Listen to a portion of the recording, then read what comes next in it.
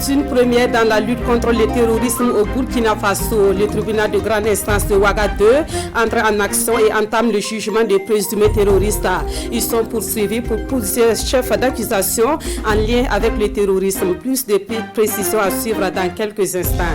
Dans l'actualité ce soir, il est rentré avec sa médaille de bronze après avoir vaillamment défendu les couleurs du Burkina Faso à Tokyo. Fabrice Sango a été accueilli avec ferveur hier soir à son arrivée. Nous l'accueillons également sur le plateau de ce 20h pour parler de sa participation aux Jeux Olympiques de Tokyo. Bonsoir. Nous serons à vous dans quelques instants. Et dans ce 20h, nous serons dans la capitale économique ivoirienne qui voit la reprise des travaux de construction de la maison du Burkina en Côte d'Ivoire. C'est un rêve qui s'était interrompu il y a 6 ans et qui se concrétise à nouveau pour le bonheur de la diaspora burkinabé en Côte d'Ivoire. Constat et réaction dans quelques minutes. Actualité à l'étranger, en Afghanistan, les talibans continuent de gagner du terrain. Ils sont parvenus à conquérir au moins 5 capitales provinciales. Cette avancée des talibans est consécutive au départ des forces américaines de ce pays.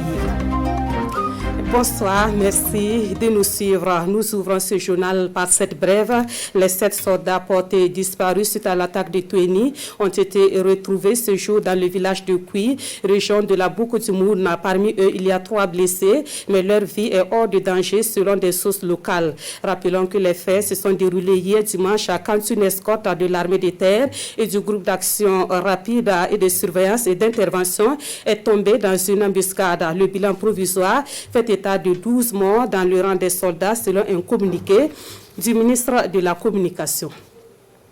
Et c'est dans ce contexte que la justice amorce une nouvelle étape et entre en action avec le début ce lundi des procès pour faire du terrorisme. Et pour ce premier jour de jugement, 2 dossiers étaient sur la table du tribunal de grande instance de Ouaga 2, mais après ouverture, l'audience a été suspendue pour reprendre demain. Explication dans ce compte-rendu de Rasmani Zoundi et Sekou Zongo.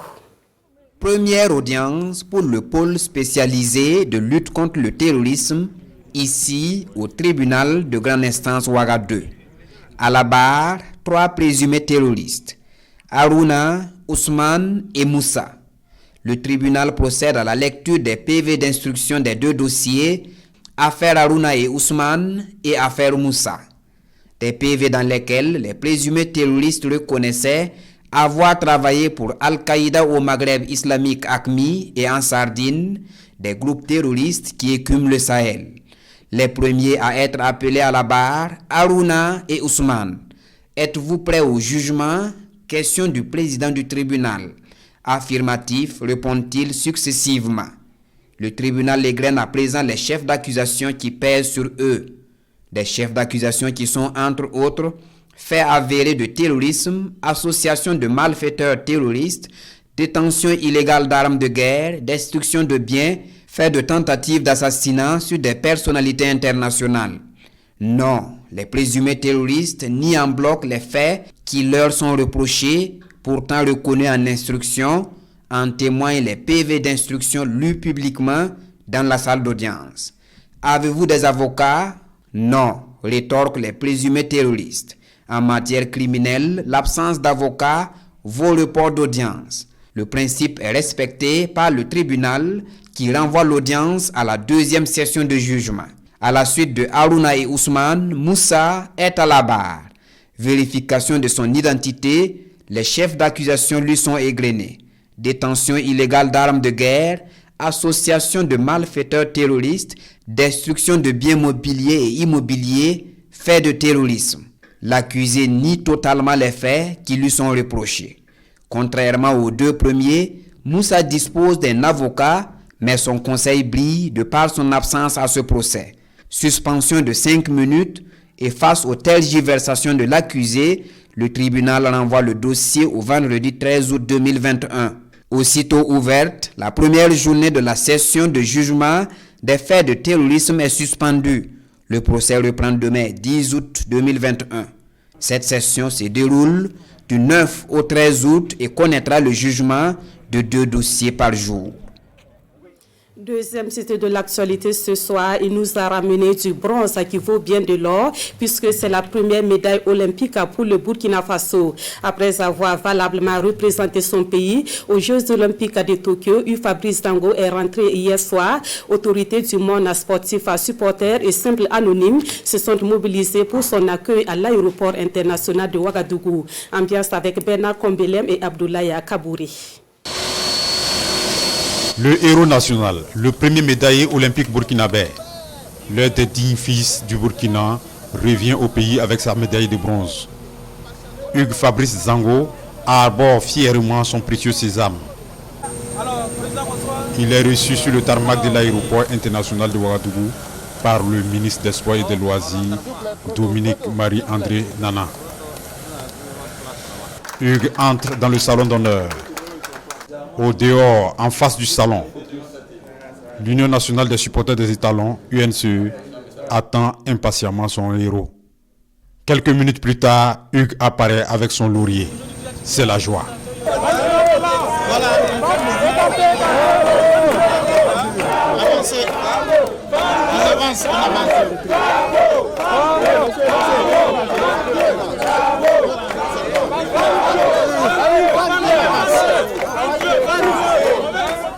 L'épreuve du triple saut n'a pas été du tout facile aux Jeux olympiques. Il a réalisé 17,47 m au troisième essai. Fabrice a vaincu avec péril. Il a triomphé avec gloire, car ce bronze vaut de l'or. Je suis vraiment très content de revenir ici à Ouagadougou après 2 années d'absence pour pouvoir bien me préparer justement pour les Jeux olympiques après ma médaille des championnats du monde à Doha. Donc c'est vraiment déjà une grande joie déjà de revenir, même pas pour la médaille et encore avec une médaille pour célébrer, pour partager avec vous tous. C'est le fruit d'efforts conjugués de beaucoup de personnes et vous tous vous m'avez soutenu, vous m'avez tous soutenu depuis Doha lorsque j'ai dit que je voulais ramener une médaille olympique. Je pense que tout le peuple y a cru et tout le peuple m'a apporté son soutien. J'ai reçu aucun commentaire négatif par rapport à ce rêve-là et ce rêve est devenu réalité. Nous avons la première médaille olympique du Burkina Faso. Le compteur est ouvert et je sais que moi et les générations futures peut-être marqueront encore plus le pas dans d'autres échéances à venir. Mon objectif c'était vraiment de ramener la plus belle des couleurs pour le Burkina Faso et je m'étais vraiment bien préparé à cela. Le sport aussi a souvent il y a des choses qu'on ne comprend pas. Donc il y a de grandes équipes qui perdent contre des petites et on ne peut pas toujours l'expliquer.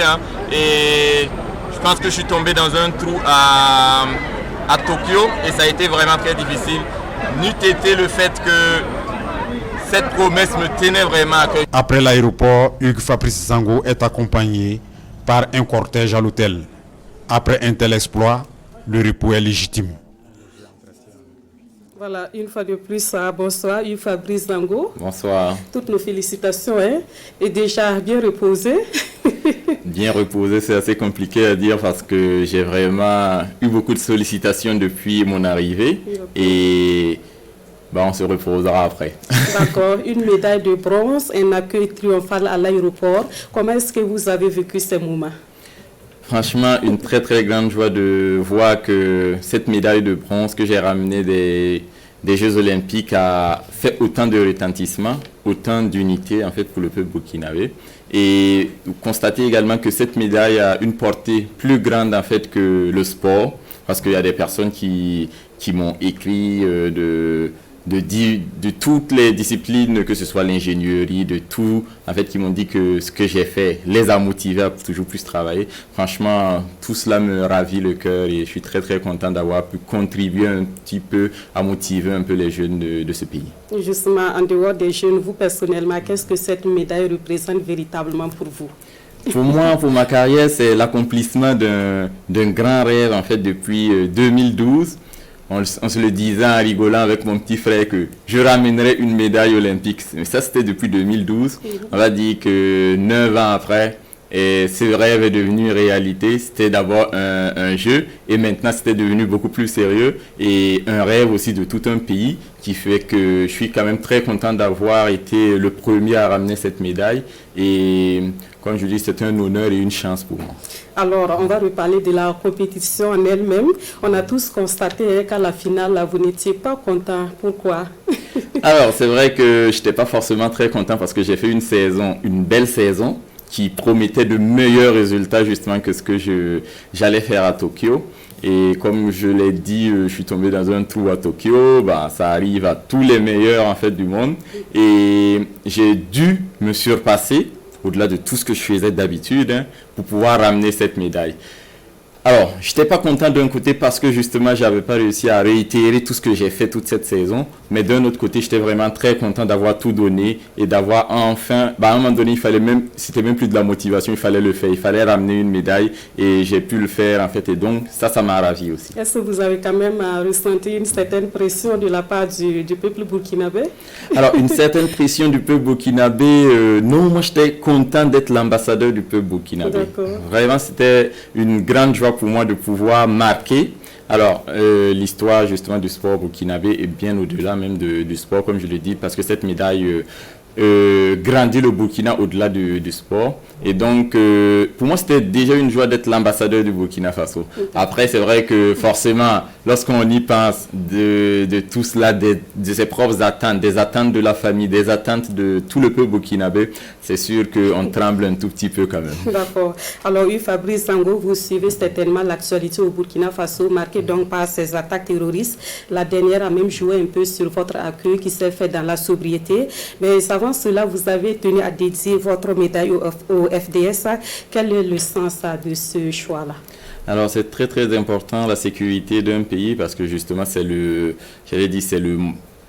d'abord le point névralgique parce que on parle de la sécurité et ensuite on développe les autres domaines. Et pour moi, la sécurité est très très importante pour moi-même en fait. Parce que si je ne suis pas en sécurité, je ne peux rien faire en fait de ma vie. Et je vois que le Burkina souffre quand même depuis quelques années de ce problème d'insécurité que l'on voit. Du coup, pour motiver encore plus les troupes, à mon humble niveau, je pouvais que dédier cette performance ou tout ce que j'ai pu faire parce que je me suis battu aussi. Chacun contribue à sa manière justement au rayonnement ou au soutien justement du Burkina Faso. Et donc à mon humble niveau, cette médaille, je l'ai dédiée au FDS parce que c'est eux les champions olympiques en fait. D'accord. Eux, ce sont les champions olympiques. Merci bien. Et après les JO, quels sont les prochains défis pour vous? Il y a beaucoup de défis. Il y a beaucoup de défis à mon niveau personnel et il y a encore beaucoup de défis pour le Burkina Faso parce qu'on n'est pas encore sur la première marche du podium. Et donc, il faut que l'hymne national retentisse dans un stade olympique désormais. Et donc, mon prochain défi, c'est de préparer tranquillement Paris 2024. D'accord. Et on espère la médaille d'or. Exactement. Merci beaucoup Fabrice Sango et félicitations encore pour cette médaille de bronze et cette première médaille olympique pour le Burkina Faso. Nous vous gardons ici avec nous puisque vous serez également l'invité de Actu Sport ce soir donc sur la RTB. Merci d'être passé sur le plateau du 20h. Et la suite de ce journal nous conduit dans la capitale économique ivoirienne. Après une interruption en 2015 à la maison du Burkina en Côte d'Ivoire, recommence à sortir des terres avec un taux d'exécution de plus de 50%. L'entreprise en charge des travaux s'engage à livrer l'infrastructure en 2022. Constat avec Rita Ouattara. Quelques coups de trouelle du ministre des Affaires étrangères et voici désormais relancés les travaux de construction de la maison du Burkina en Côte d'Ivoire.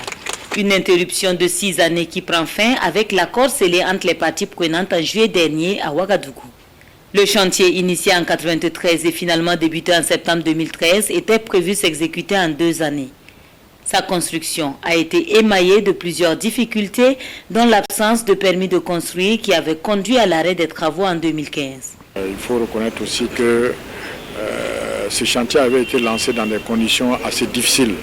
Il y a certaines conditions qui n'avaient pas été remplies et on avait procédé au lancement et évidemment ce qui devait arriver arriva. Donc le processus a été bloqué, la machine s'est retrouvée grippée pour diverses raisons Et c'est le travail que nous avons fait avec les orientations du président du Faso et les rencontres que le Premier ministre a eues avec les différents acteurs, par la suite les différents ministres, ça nous a permis donc de déblayer le terrain. Et aujourd'hui, on pense que toutes les conditions sont remplies pour que ce chantier démarre effectivement sans problème jusqu'à la fin. L'entreprise Decotec, responsable du projet, promet le maximum pour livrer les travaux dans 15 mois, c'est-à-dire en 2022. On va dire que le plus difficile a été fait, c'est au niveau des fondations profondes. Vous savez, on a fait des fondations qui vont jusqu'à 20 mètres de profondeur dans le sous-sol. Donc ça a été fait. Et puis tout le gros œuvre est terminé. Donc on espère bien, comme a dit Monsieur le ministre, que dans 15 mois, tout ce qui est finition et parachèvement sera exécuté. La maison de Burkina, faut-il le rappeler, est érigée sur une superficie de 5800 m² au quartier du Plateau à Abidjan. Elle comprend un immeuble de 14 étages, un rez-de-chaussée et 2 sous-sols représentant les locaux de l'ambassade. En son sein également, le consulat et une salle de conférence de 800 places. La conception architecturale a été assurée par Wango Sawadougou, à qui un hommage a été rendu. Je vous remercie. Ici, au Burkina Faso, les acteurs du commerce et du monde agricole de la Boukoutimoun cherchent des solutions pour booster l'économie malgré le contexte sécuritaire difficile dans la région. Le sujet était au centre de la première édition du Forum régional des investisseurs du Moun, tenu samedi dernier à Dédougou. À ce forum, engagement a été pris de travailler à faire réellement de la Boukoutimoun le grenier du Burkina et sortir sa population de la pauvreté. Naba Ida Dabire, Edouard Ouedraogo et Draman. Les opérateurs économiques et hauts cadres de l'administration burkinabé partagent leur expérience et les possibilités d'entreprendre avec les jeunes de la boucle du Moun. Nous sommes à la première édition du Forum régional des investisseurs du Moun, une rencontre d'échange voulue par les ressortissants de la région pour booster l'économie de leur localité. On ne commence pas à réfléchir grand, mais on part du peu. Mais à côté de cela, il faut de la discipline, il faut de la rigueur, du sérieux, du courage, la prise de risque et pour réussir. Et donc ça a été quelque chose d'extrêmement positif. Et à côté de cela aussi, nous avons eu une communication sur le coût des investissements pour montrer toutes les facilités que le Burkina offre. Dans un contexte de crise sanitaire mondiale et d'insécurité, les dévanciers dans le monde des affaires appellent les jeunes à se lancer dans l'entrepreneuriat. J'invite les jeunes également à ne pas s'asseoir avec les diplômes et à attendre que l'État trouve des embauches pour eux. Aujourd'hui, Ebomaf paye 20 000 salaires par an à travers 15 pays. Mais comme vous le savez, nous ne sommes pas partis très loin à l'école. Donc ce n'est pas les États. Même en France, il y a le chômage. Aux États-Unis également, les gens se plaignent du chômage.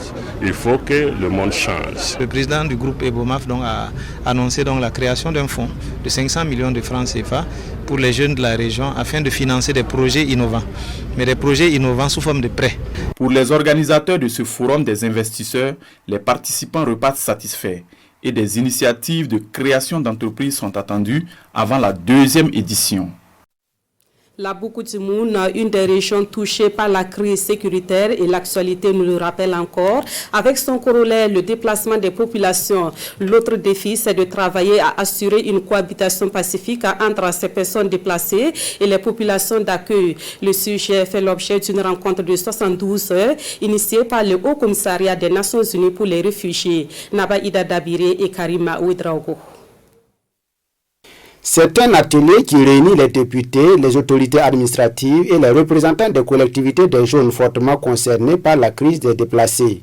Pendant 3 jours, ces acteurs échangent ici dans la cité de Bangui sur la protection et les solutions dans le cadre des déplacés forcés et sur l'élaboration de son plan d'action. Nous allons partager les informations sur le dialogue de Bamako qui tient compte de la situation sécuritaire préoccupante que la bande sahélo-sahélienne connaît dans ces temps qui courent avec la crise liée au terrorisme dans un premier temps. Deuxièmement, à l'intérieur du pays, cette même crise a entraîné un grand défi humanitaire, notamment avec les populations qui se déplacent non seulement d'un pays pour venir dans un autre pays, mais en plus de ça, à l'intérieur des pays, il y a des déplacements massifs de population. Il faut qu'on ait des solutions pour qu'il y ait une cohabitation pacifique entre eux et les populations qui les ont accueillis.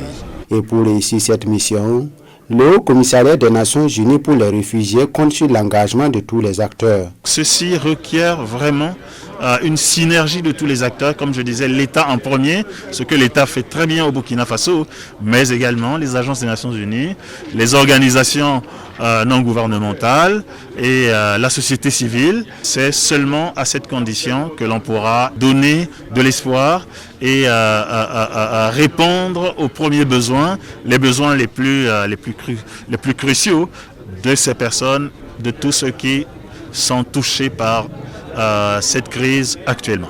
À la date du 28 février 2021, le Burkina Faso a enregistré 1 121 900 déplacés internes et environ 21 000 réfugiés et demandeurs d'asile, selon le CONASUR. C'est une situation assez courante au Burkina Faso. Des consommateurs se plaignent au quotidien et dénoncent des manquements dans le domaine de la communication électronique.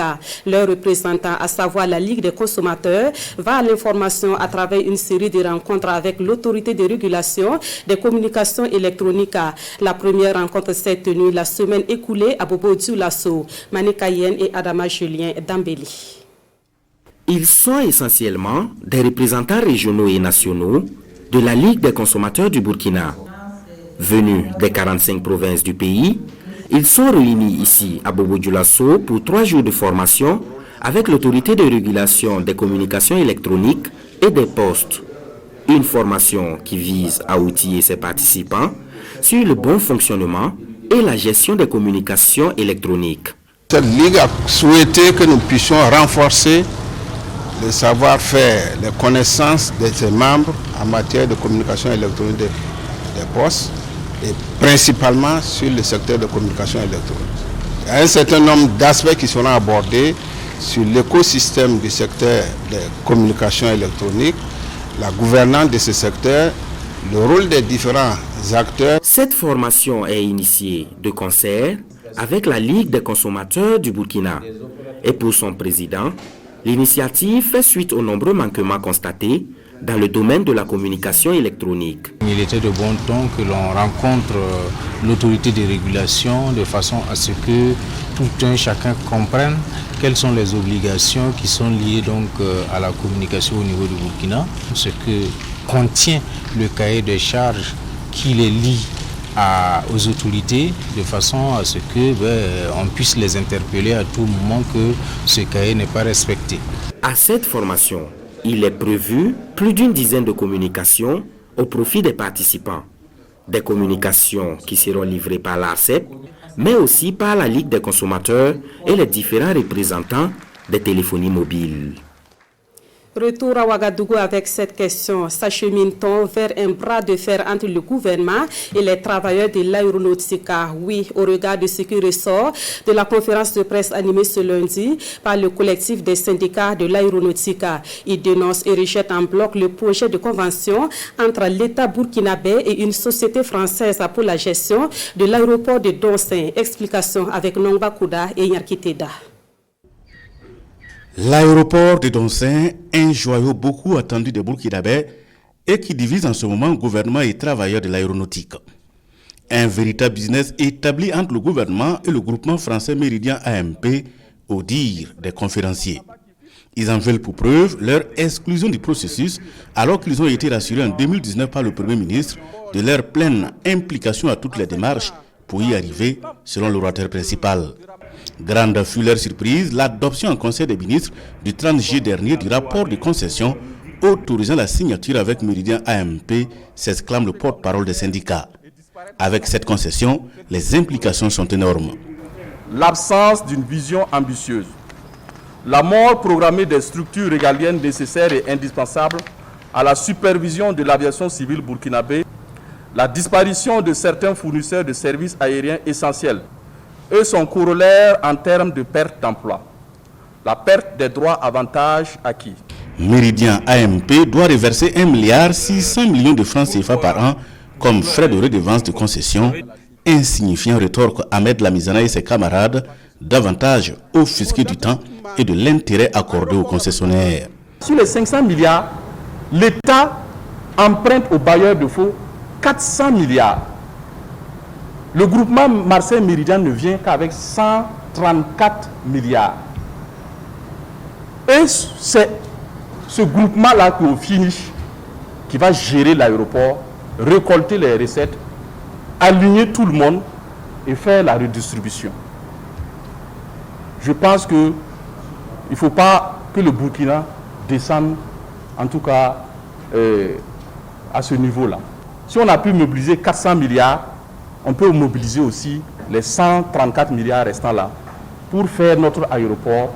Selon le collectif des syndicats, le démarrage des travaux est prévu pour mars 2022 et l'exploitation des Doncins en 2024.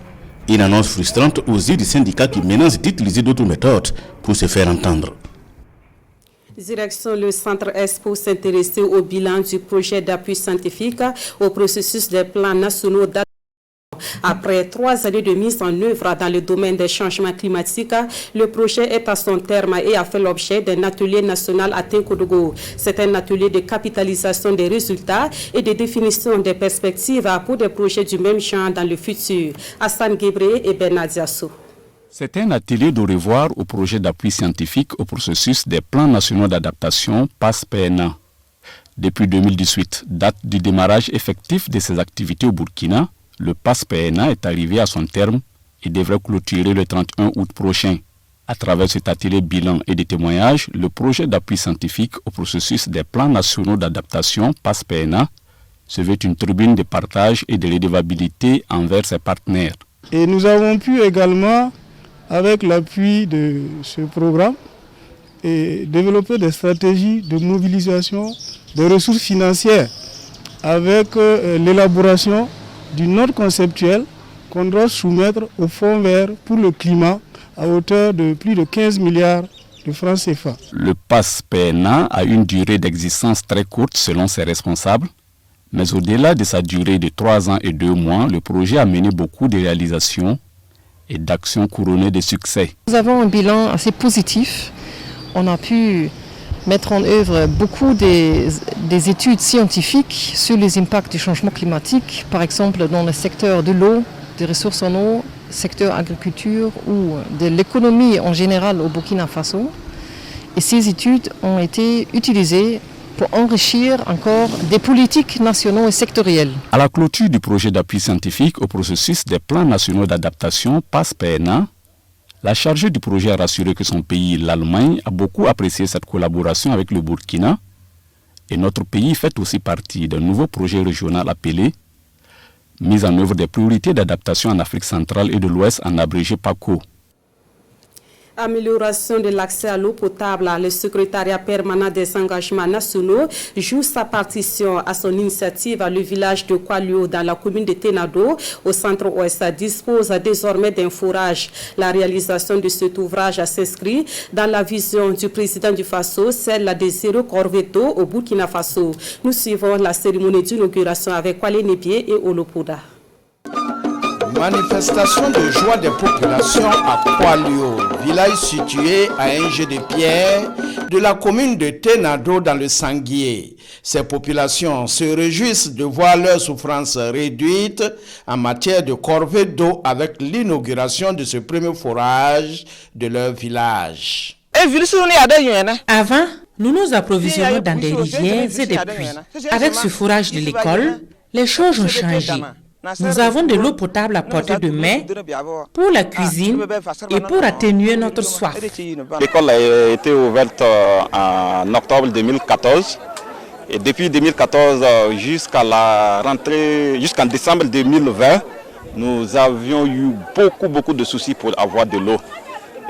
Les élèves étaient obligés de venir avec des petits bidons Et c'était avec ces petits bidons qu'on négociait pour effacer le tableau.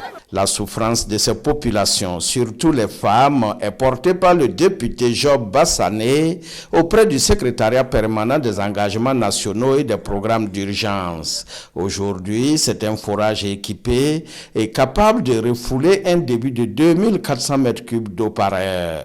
L'eau, c'est la vie. Et pouvoir donner l'eau à quelqu'un, ça fait une fierté. C'est pourquoi ce matin, je me réjouis en tout cas de la réalisation de cette requête que nous avons introduite auprès des engagements nationaux. Et je saisis l'occasion pour vraiment dire grand merci au chef de l'État, le président Roch-Marc Christian Kaboré, qui, à travers lui, ces choses se passent dans la vie des populations. La réalisation de ce forage vient non seulement épargner les populations de Koualio des problèmes de santé liés à la consommation d'eau non potable, mais elle les rapproche davantage de ce liquide précieux. Occuper sainement et utilement les enfants pendant la période des vacances. Cela peut se faire également à travers un apprentissage dans le domaine de l'élevage. Et c'est la trouvaille des initiateurs du camp vacances-élevage dont la clôture est intervenue samedi dernier à Ouagadougou. Le camp a duré 2 semaines et a connu la participation d'une quarantaine d'enfants. Jean-Eudes Bayala et Sekou Zongo. Ils ont entre 6 et 18 ans et leur passion, c'est l'élevage. Et le cadre tout trouvé, camp vacances élevage. Durant 14 jours, ces jeunes se sont familiarisés au monde animal et à l'aviculture. Une immersion sanctionnée par ces remises de certificats de participation. Ce camp vacances élevage vise aussi à susciter l'auto-employabilité chez les plus jeunes. Nous avons initié cette formation-là à l'endroit des jeunes pour leur apporter justement de découvrir le monde animal, les initier à ce que c'est que l'aviculture, apprendre à connaître les animaux afin de pouvoir, pourquoi pas, s'auto-employer demain et aussi et surtout de pouvoir apprendre à grandir. J'ai vu comment on élève les animaux. J'ai appris les maladies, comment leur donner à manger, les soigner quand ils sont malades. Pour atteindre ces objectifs, ces jeunes ont touché du doigt le monde de l'aviculture et de la cuniculture, le tout couronné par la visite d'une ferme de démonstration d'élevage. Les enfants ont appris donc à connaître tout ce qu'il y a comme volaille qu'on élève dans l'élevage, c'est-à-dire les poulets essentiellement, poulets, pintades, canards rois, et les lapins. Camp vacances élevage est à sa 15e édition. Pour cette année, 42 jeunes ont répondu présents. En 15 années de promotion de l'élevage, plus de 500 apprenants ont été formés selon les premiers responsables des camps vacances élevage. Actualité à l'étranger, les capitales provinciales du nord de l'Afghanistan tombent une à une aux mains des talibans. Les insurgés se sont déjà emparés des capitales de 5 provinces. Ils ont pris possession de ce village en seulement 2 jours de combat avec de graves répercussions sur les populations civiles. Jusqu'où ira la progression des talibans en Afghanistan? Voici Kunduz, une ville stratégique de 300 000 habitants située dans le nord du pays. C'est l'une des 5 capitales provinciales conquises par les talibans en l'espace de 2 jours seulement. 5 capitales sur les 34 que compte le pays. La plupart de ces grandes villes se trouvent dans le nord, mais les talibans ont également fait tomber Saranj dans le sud-ouest, près de la frontière iranienne. Le porte-parole du ministère afghan de l'Intérieur a annoncé que les forces de sécurité afghanes, soutenues par l'armée de l'air, avaient lancé une opération pour reconquérir Kunduz. Et les forces spéciales ont été déployées dans les provinces à haut risque pour empêcher les talibans de poursuivre leur progression. Depuis le mois de mai, les talibans ont profité du début du retrait définitif des troupes américaines pour conquérir plusieurs districts, routes et postes frontières stratégiques avec les pays voisins. L'impact pour la population est immense. Depuis le début de l'année, les combats ont tué plus de 5000 civils et ont poussé 270 000 Afghans à l'exil. C'est la fin de ce 20h. Merci à vous qui l'avez suivi. Une édition qui a reçu comme invité Hugues Fabrice Sango, médaillé de bronze au JO de Tokyo. Il sera également l'invité de Actu Sport que vous pourrez suivre à 21h dans une présentation de Christelle Dabré et Paris. Merci de votre fidélité à la RTB.